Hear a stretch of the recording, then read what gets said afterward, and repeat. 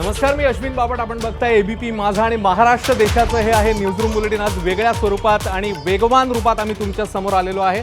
पुढचा 1 तास राज्य, देश आणि जगाची सफर अपडेट्स आम्ही तुम्हाला देणार आहोत आणि त्यासाठी सोबत करणार आहेत माझे हे न्यूजरूम मधले सगळे सहकारी आणि अर्थातच साथ असेल, सोबत असेल आणि प्रतिसादाची अपेक्षा असेल ती तुमच्या प्रेक्षकांच्या. सगळ्यात सुरुवातीला एक नजर मुख्य बातम्यांवर. Headlines brought to you by Chitale बंधू.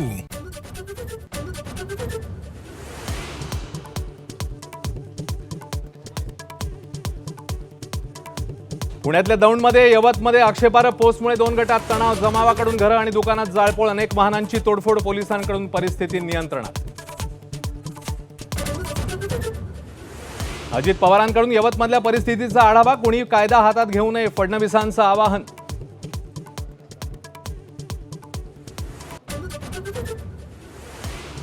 माणिकराव कोकाटेंच्या खात्याच्या अदलाबदलीनंतरही विरोधाची धग कायम. कृषी खात्याऐवजी मिळालेल्या क्रीडा खात्याची अनेकांकडून खिल्ली.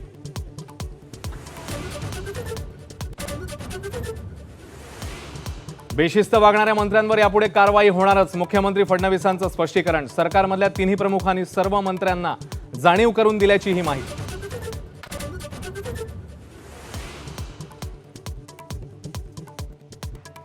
धनंजय मुंडे 3दा भेटले, मात्र मंत्रिपदाबाबत चर्चा नाहीच. फडणवीसांची माहिती. मुंडेंच्या एंट्रीच्या चर्चांना फडणवीसांकडून फुल स्टॉप.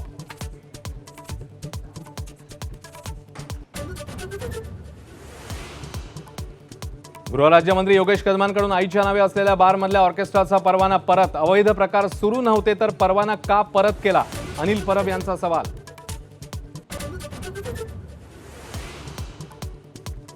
दिवंगत महादेव मुंडेंच्या न्यायासाठी बीडमध्ये अनेक संघटनांची बैठक. 8 दिवसात महादेव मुंडेंच्या आरोपींना अटक करा, नाहीतर बीड जिल्हा बंद करणार. जरांगेंचा इशारा.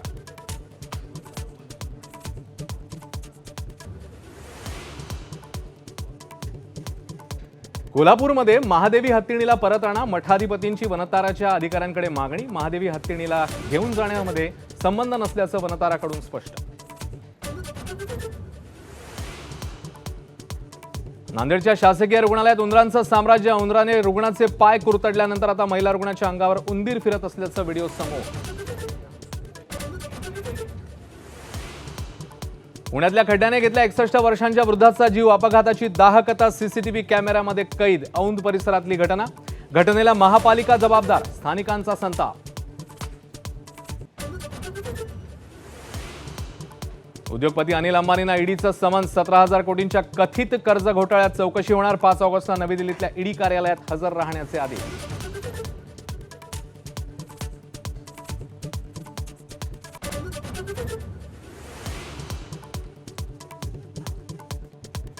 उपराष्ट्रपती पदासाठी 9 सप्टेंबरला निवडणूक. धनखड यांच्या राजीनाम्यानंतर नव्या उपराष्ट्रपतींची निवड होणार. 21 ऑगस्ट पर्यंत उमेदवारी अर्ज दाखल करता येणार.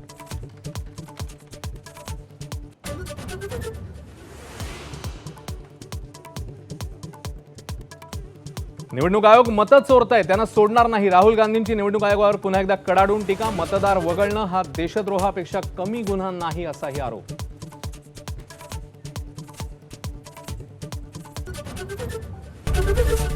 एबीपी माझा, उघडा डोळे बघा नीट.